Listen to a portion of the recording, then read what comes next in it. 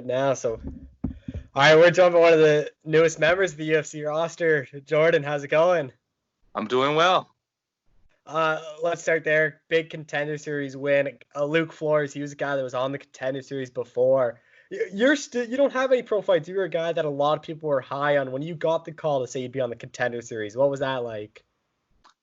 It was really weird. I was just fishing, family. I was fishing for crawfish in a creek in Utah. And I got the call, and Lance, my agent Lance, he was like, "You want to fight in 10 days?" I'm like, "Oh, who for?" He's like, "The UFC." And I'm like, "Oh, I'm down for that. Sure, why not?" And then I hung up the phone, and we finished fishing, and then I drove home, and yeah, then we just drove home the next day and started training for the 5 days I had to train before weight cut began. It was definitely, it happened so fast that I didn't have time to get nervous about it, and that was kind of a blessing. The fight too. Were you surprised he shot for the takedown? Because everyone knows how good you are on the ground. Well, I mean, he didn't exactly shoot, but he pulled guard when he started to get up, and it almost made me want to let him back up. I thought I was falling into a trap. When you have a guy against the cage and he wants to strike a few, supposedly, and then he jumps for a triangle, I was like, this has to be a trap. Maybe I should stand him up. But then I just slammed him, and it wasn't a trap. I think maybe, and I don't know this for sure. I don't know Luke. Maybe he was looking for a way out, or maybe he thought he was going to be able to tap me from his back. It was a tactical error, and I'm happy he made it because it made me look better. It definitely caught me off guard that he was willing to grapple with me, especially with his, clear advantage on the feet, which is funny to me because not like I don't train Muay Thai. I get all these comparisons to like Ryan Hall and these other specialists, but I definitely spend more time doing my Muay Thai than I do my jiu-jitsu nowadays. I just haven't had to strike with anybody. They're just not worthy yet. And when you got the first round submission, how confident were you that you'd be getting a UFC contract? I actually was not very confident because I was under the false impression that Dana White only gave 2 contracts every night. So every fight I was watching, I was like, please don't get a finish. Please don't get a finish. Please don't get a finish. And then my coach is like, why do you keep saying that? I'm like, because if they get a finish, it lowers my chance of getting a contract. And then he told me that wasn't true. And then I was really relaxed backstage after that point. And when he announced you got the contract, what were the emotions like for you? I was trying super hard to not celebrate prematurely because he started off saying these nice things, and I'm like, he might be letting you down easy. He might be saying all these nice things, like maybe next time, kid. So if you watch the video, I kind of look like there's like a feeling of dread on my face. I'm like, oh no. And then he said, welcome to the UFC. And it was almost a surprise because I already written myself off at that point. But lots of emotions. Surprised I didn't cry. I almost cried. But there's nothing like it. When you work for a dream for 10 years and then it ends up happening, I don't know how to describe those feelings. I still can't describe it, and I've had several days to process it. And you are still pretty young, 25. Like, did you expect to be in the UFC by this point? If you would have asked me when I was 18, I probably would have been like, 2 or 3 years tops. But I feel young. I feel like I've only been fighting for a few years now, and I guess technically I have.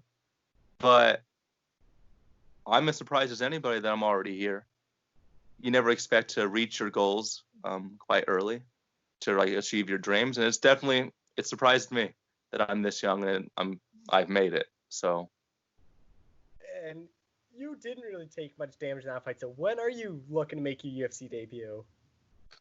So either in the next 8 weeks, so then that way I could just stay in camp, or 4 or 5 months from now.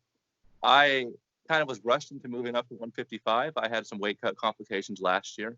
So I kind of just been in camp this entire time. I haven't had the opportunity to put on any muscle. So if I don't fight in the next 2 months or so, I'm going to do some weights. You take advantage of all the resources the UFC PI has. Put on some muscle. I'll hopefully be fighting early next year. But either right away or about 6 months from now is probably the timeline. So do you think you are a lightweight for the foreseeable future? Or could you see a move back down to featherweight? Oh, no, I'm 55 forever now. I felt like a gorilla out there. I felt strong.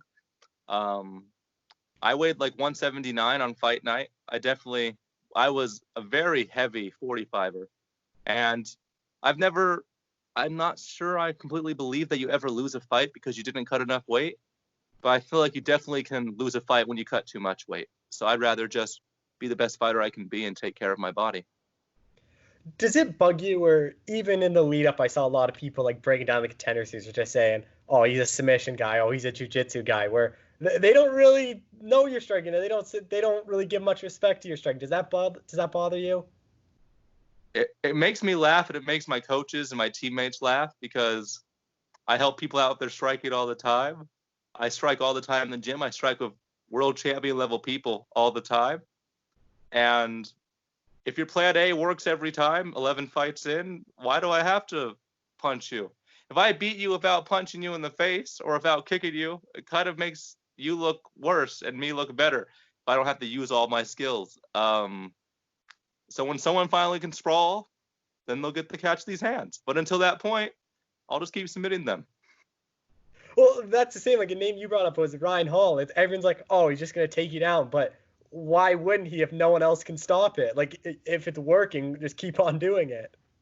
Exactly. Like, I think I kind of put myself into a corner that way because the 2 fights prior to this, I was going through a pulling guard phase where like, okay, now I'll fall to my butt. Now it's time to butt scoop because I was playing it super safe because, everyone's telling me just 2 more, like after this fight, UFC will be calling you. After this fight, the UFC will be calling you. So I'm playing it safe. I'm pulling guard. I'm doing a lot of guard work. And I'm like going for leg locks and stuff just to be careful. So I feel like for this fight, people just didn't look to my older fights and they didn't realize that I'm a good wrestler. I got 3rd at state for high school. I could have wrestled in college. I decided not to. So it was nice to go out there, get a low single in this fight, take them down instantly, and show that I have a good top game as well. You're a Vegas guy too, so wherever your coach is thinking, were they ever telling you like a short notice guy? Were you ever in the running for those short notice fights at the Apex? Because a lot of fights been falling out lately. Yeah, I was a few, like 3 or 4 times. I was given names and I was on the list, but didn't quite make it because I still have very little, but I had a very little social media following. And, all these more popular kids, they'll get it. It makes perfect business sense. But I just kept with it. I kept on my weight. I was staying in shape, and I knew eventually it would probably be a short notice thing. But, after I won my last fight, like 22 days ago, I didn't expect to be on the first week of Contenders, the first fight. It was kind of cool to have that big of a stage. Definitely a blessing. What were the nerves like there? Because you've been a guy that you fought quite a bit, even though you're still young, but having Dana White there, not having any fans, like what were the nerves like when you're making the walk to the octagon? This was probably the most calm I've been for any of my fights. When you're first starting out, no one could tell how good you are. So if you lose to someone that's really bad, people could always say, he's not that good. He lost to a blank person who was really bad.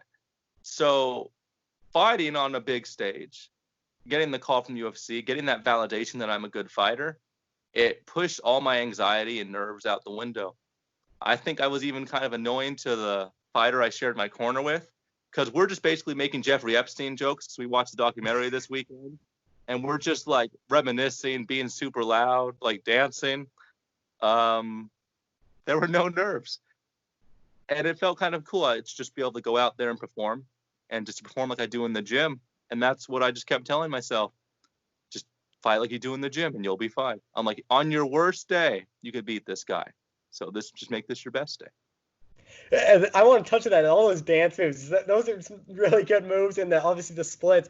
How did that all start, you dancing, doing the splits after fights? So the dancing is very new. I just get more excited with every win. But my first amateur fight, I used to do the splits in wrestling. It's like kind of like a psych out. You'd stretch in front of the team, you do the splits and like talk to your guy. And so my first amateur fight, I won my fight, I submitted him, and then I was walking, I was strutting. to my corner. And like as a joke, I just dropped into the splits and like beat my chest a little bit. And all my wrestling friends went crazy.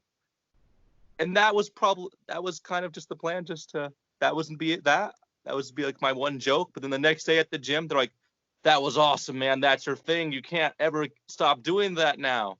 So now it's my thing. And it will be my thing until I'm done. Your nickname too, the Monkey King. That's a top nickname. How did that all come together to have that nickname? It actually came twice in my life. I got it in middle school. I don't remember how I got the nickname in middle school. But then in high school, one time I run a wrestling match, and then I kind of like crawled on my knuckles off the mat, you know? And they're like, you're like the Monkey King or something. And I'm like, okay, that's pretty cool. I'm okay with that nickname. So that was my nickname probably from sophomore year of high school until now. It's nice. It's a nice marketable name now. I'm kind of lucky I got it. And post-fight, you revealed your wife's pregnant, or what did she think of that? Because you said, I guess that's a big announcement. You know, it's not the way you plan on it. Like we were gonna announce it. So the real idea was basically like if I was to lose my fight, instead of me announcing like thanks for everyone supporting me, I didn't make it. It was my smoke screen, like, hey, we're pregnant. Let's celebrate. You know, I was prepared to have the pregnancy as my smoke screen. And then it kind of ended up being my smoke screen for the win too. But yeah, I definitely did not plan on announcing it that way. I'm pretty sure grandma didn't like it that way. But sometimes you're super excited and you're running through your thoughts and you just kind of word vomit out what you're not supposed to vomit out at that time. And yeah, we're pregnant. Well, she's pregnant, but I'm in the supporting role. And we're super excited. And just last thing, lightweight division in the UFC, probably the most stacked division, even outside of UFC, probably one of the most stacked divisions. Is there anyone you'd like to make your debut against, or is it kind of just get a few fights UFC and just who they offer, then you can start calling out guys? Yeah, I'll fight whoever they put in front of me. Whoever my coach thinks I could beat and whoever my agent thinks I could beat, I'm down. We'll go out there and we'll see how good I am. All right, well, Jordan, thank you so much for doing this. I really appreciate it. Thank you. You have a good one. Yeah.